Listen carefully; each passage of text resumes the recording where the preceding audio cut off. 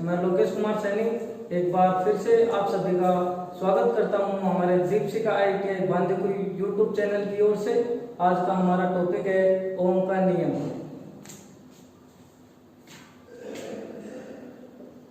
Ohm's law, ओम का नियम 1826 में जॉर्ज साइमन ओम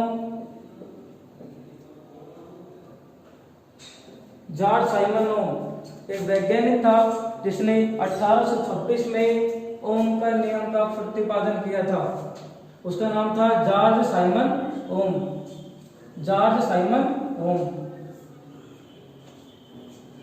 ओम का नियम आदर्श चालकों के अंदर आदर्श चालक का मतलब क्या होता है?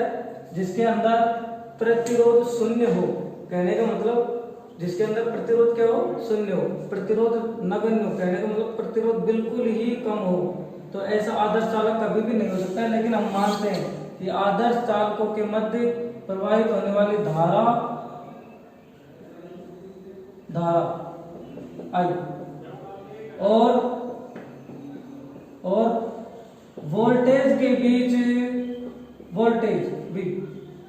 बीच संबंध स्थापित करता है।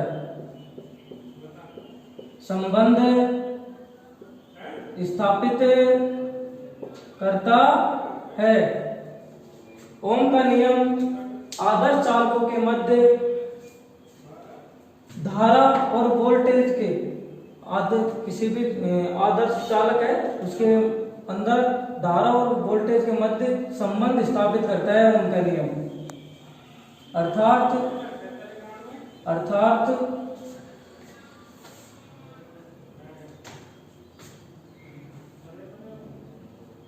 किसी भी आदर्श चालक के दोनों सिरों के मध्य उत्पन्न विभवांतर किसी भी चालक तार के दोनों सिरों के मध्य उत्पन्न विभवांतर उसमें प्रवाहित होने वाली धारा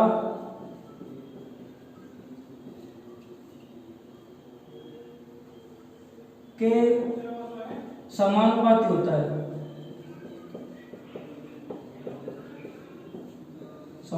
होता है। अर्थात किसी चालक के दोनों सिरों के मध्य प्रवाहित होने वाले वोल्टेज या प्रवाहित होने वाली धारा वोल्टेज के समानुपाती होते हैं। अर्थात V समानुपाती I, या अपन ये भी कह सकते हैं I समानुपाती V। कहने का मतलब जितना वोल्टेज का मान बढ़ जाएगा यहाँ पर तो करंट का मान भी बढ़ेगा, या करंट का मान बढ़ता है तो वोल्टेज का मान भी बढ़ जाएगा। अब ओम के नियम में हम देखते हैं कि ओम का नियम का जो सूत्र होता है वो त्रिभुज के अंदर V I और R और VIR में हम देखते हैं कि सबसे पहले वोल्टेज का मतलब यहाँ पर क्या होता है, V का मतलब क्या होता है, I का मतलब क्या होता है और R का मतलब क्या होता है।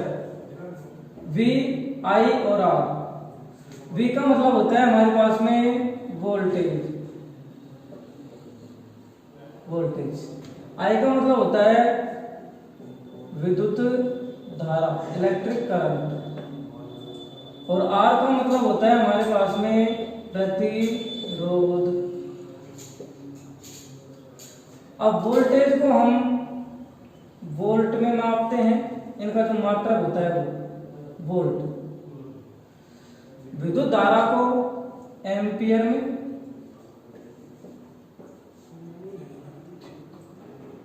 और प्रतिरोध को ओम मीटर में।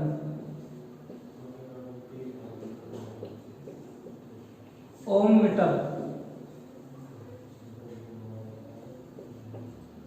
मीटर के द्वारा मापा जाता है। तो हमारे पास में देखते हैं कि जो प्रतिरोध होगा उसको हम ओम मीटर के द्वारा मापते हैं, विद्युत धारा को एम्पीयर मीटर के द्वारा, सूत्र के द्वारा मापा जाता है। एम्पियर को ए से दर्शाते हैं, ओम मीटर में ऐसे भी लिख सकते हैं हम, और वोल्टेज को V से प्रदर्शित किया जाता है। इनका जो प्रतीक चिन्ह होता है, विद्युत धारा का प्रतीक चिन्ह होता है वो I होता है, वोल्टेज का प्रतीक चिन्ह V होता है, और प्रतिरोध का प्रतीक चिन्ह क्या होता है, R होता है। क्वेश्चन आए हमारे पास में, क्वेश्चन किस तरीके से पूछेगा, इनमें से जैसे हमारे पास में 4 ऑप्शन दे देता है क्वेश्चन में, और क्वेश्चन पूछता है कि इनमें से कौन सा विद्युत धारा का प्रतीक चिन्ह है, तो हम सबसे ज्यादा कंफ्यूजन ये होंगे कि ए ऑप्शन में वो दे देगा विद्युत धारा का प्रतीक चिन्ह पूछा है, ए ऑप्शन में वो दे देगा ए, बी में दे देगा आर, सी में दे देगा आई, और डी में दे देगा वी। तो कहने का मतलब विद्युत धारा का प्रतीक चिन्ह की बात कर रहा है, वो एम्पियर तो हो ही नहीं सकता है, प्रतिरोध आर हो नहीं सकता है, आई होगा कि नहीं होगा, तो ये उत्तर हो जाएगा हमारे पास में। उसके बाद में हम देखते हैं कि क्वेश्चन हमारे पास में और कहां से पुट अप हो सकता है।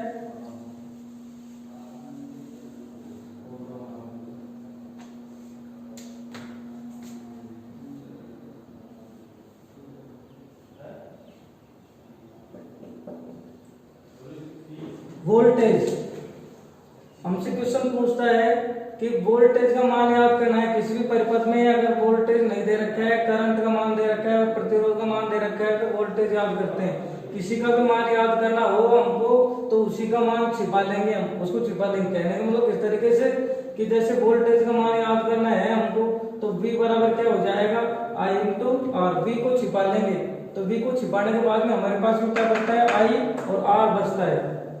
तो जैसे मान लो कि V बराबर क्या हो जाएगा, I R। उसके बाद में हमारे पास में देखते हैं कि जैसे मान लो कि I का मान याद करना हो हमें, तो I को किस तरीके से, I को छिपा लेंगे, तो I बराबर क्या बच जाएगा हमारे पास में, V बटे R। V अपॉन R बचेगा नहीं बचेगा, तो I बराबर हो जाएगा V अपॉन R। उसके बाद में हमको मान लो कि रेजिस्टेंस का मान याद करना है, रेजिस्टेंस, तो रेजिस्टेंस का मान याद करना हो तो जिसका मान याद करना है हमें तो उसको छिपा लेंगे। तो R को अपन छिपाएंगे रेजिस्टेंस को, तो क्या बचेगा, V अपॉन I। तो R बराबर हो जाएगा, R बराबर V अपॉन I। तो R बराबर V अपॉन I हो जाएगा हमारे पास में। रेजिस्टेंस को हम, प्रतिरोध को स्थिरांक भी बोलते हैं, क्या बोलते हैं, स्थिरांक बोलते हैं।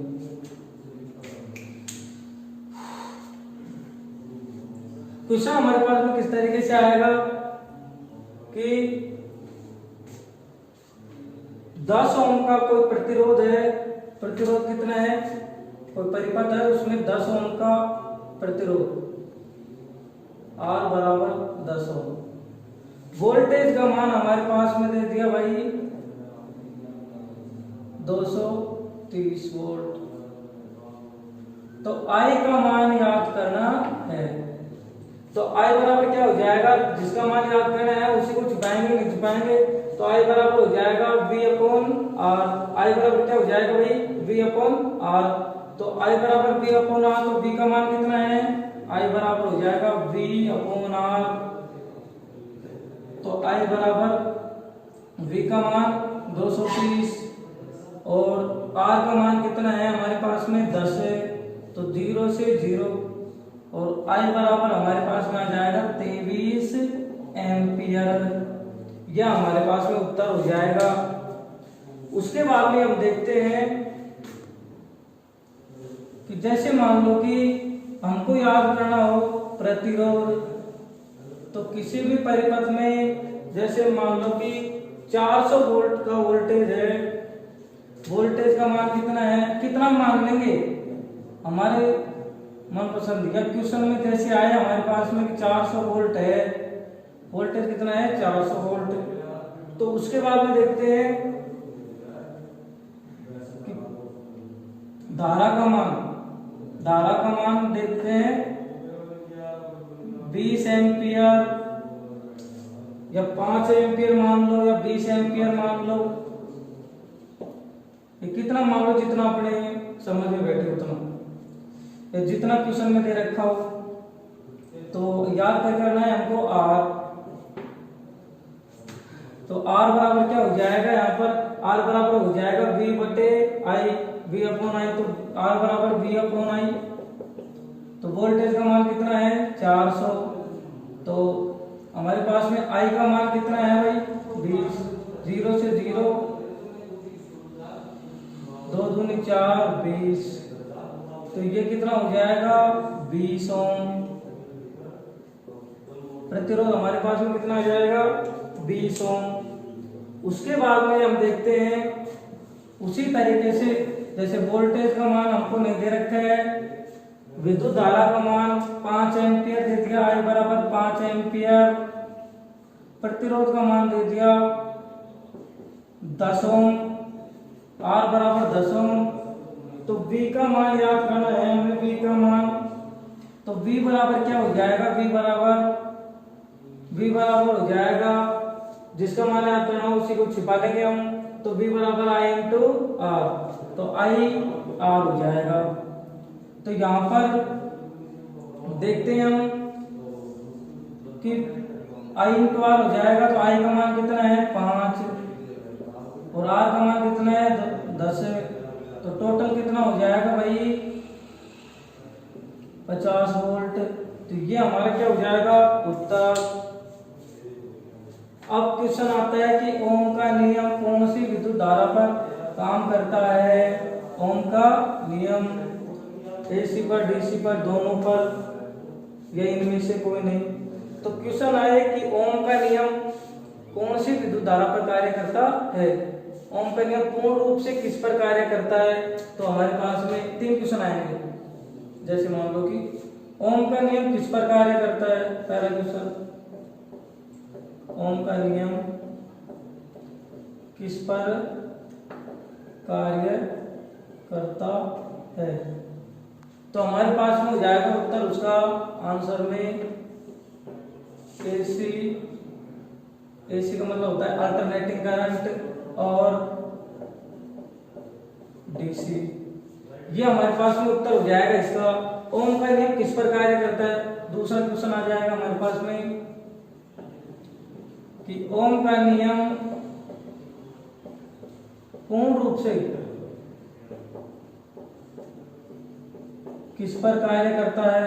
पूर्ण रूप से, पूर्ण शब्द आ जाएगा यहाँ पे, तो आंसर में आ जाएगा डीसी।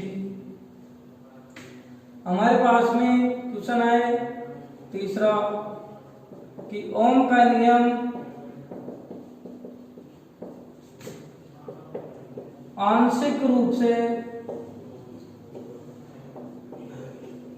किस पर कार्य करता है। तो आंसर आ जाएगा एसी।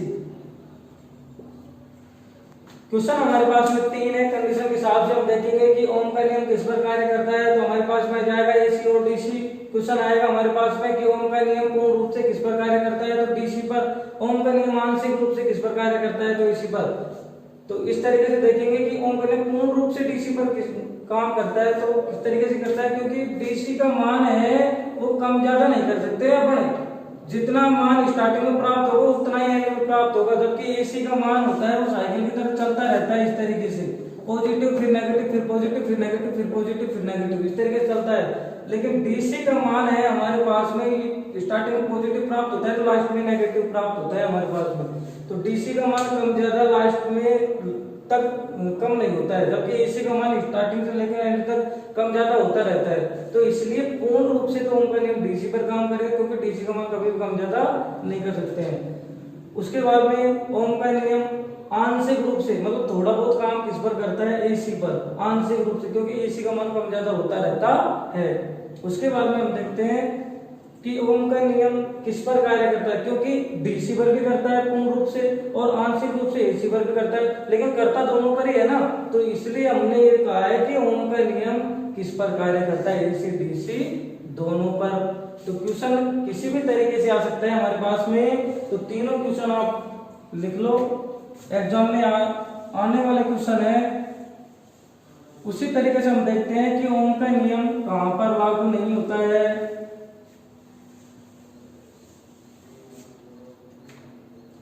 ओम का नियम कहां पर लागू नहीं होता है।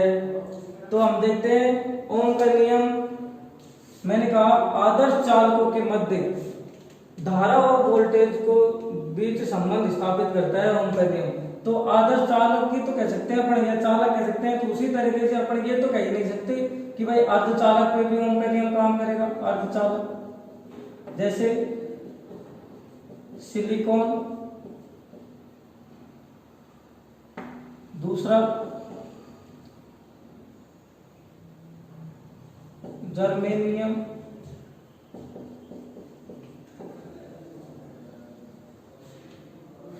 सिलिकॉन, जर्मेनियम, और कुचालक हो गए लकड़ी, रबर, बेकेलाइट,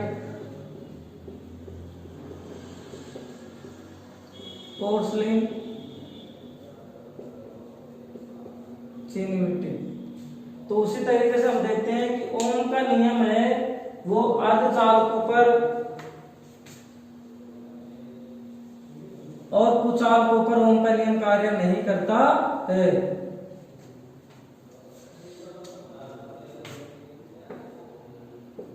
सिलिकॉन 14 और जर्मेनियम 32 पर ओम का नियम कार्य नहीं करता। तो क्वेश्चन किस तरीके से आएगा हमारे पास में कि ओम का नियम इनमें से किस पर कार्य करता है। तो पहला क्वेश्चन ये हुआ, ऑप्शन में देखो क्या आएगा, चालक ओम का नियम किस पर कार्य करता है। पहले तो देखो बी अर्धचालक, सी कुचालक और डी नो। तो कहने का मतलब ये होगा कि ओम का नियम चालकों पर कार्य करेगा, तो ये अपना सही उत्तर हो जाएगा। अब ओम का नियम किस पर कार्य नहीं करता है, तो यहां पर आ जाएगा चालक। यहां पर अपन दे देंगे जैसे मान लो कि तांबा, ये भी आ सकता है। तो तांबा तो चालक भी होगा कि नहीं हुआ। तो हमारे पास में क्या बच रहा है, ओनली अर्धचालक, और अर्धचालक के अंदर सिलिकॉन और जर्मेनियम आते हैं। तो कहने का मतलब ओम का नियम है वो अर्धचालकों पर कार्य नहीं करेगा।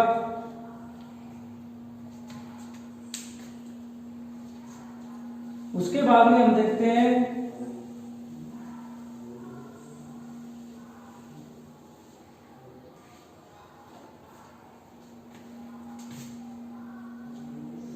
एक बार वापस देख लेते हैं 1826 में ये ओम का नियम जॉर्ज साइमन ओम ने प्रतिपादित किया था। ओम का नियम धारा और वोल्टेज के बीच संबंध स्थापित करता है।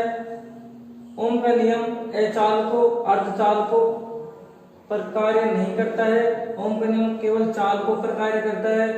ओम के ओमीय परिपथ में ओमीय परिपथ क्या होता है, जैसे ये परिपथ हो गया हमारे पास में ओमीय परिपथ, और ये हो गया इसमें वोल्टेज और धारा के बीच संबंध स्थापित करता है। तो कहने का मतलब जितनी वोल्टेज का मान हमारे पास में बढ़ेगा उतना ही करंट का मान भी बढ़ेगा। तो ये हो गया एक तरीके से ये लीनियर ग्राफ हो गई, लीनियर ग्राफ या रेखीय ग्राफ। तो रेखीय ग्राफ क्या होती है कि जितना मान वोल्टेज का बढ़ता है उतना ही करंट का मान बढ़ता है। तो क्वेश्चन किसी भी तरीके से आ सकता है हमारे पास में। उसके बाद में हम देखते हैं कि ओम के नियम में ये सूत्र हमने पढ़ा था VIR, इससे आप ज्ञात करोगे। इससे कि जैसे मान लो कि जिसका मान याद करना है उसी को छिपा लेंगे हम लोग। वोल्टेज, करंट और रेजिस्टेंस, इसका प्रतीक चिन्ह क्या होता है, मात्रक क्या होता है, ये मैंने आज की वीडियो में आपको बता ही दिया है। आज के लिए बस इतना ही। धन्यवाद। हमारे दीपशिखा ITI यूट्यूब चैनल को लाइक करो, सब्सक्राइब करो और शेयर करो। Thanks for watching my video. Drop a like, leave a comment and don't forget subscribe to my channel Deepsika Private ITI Gandhikoi.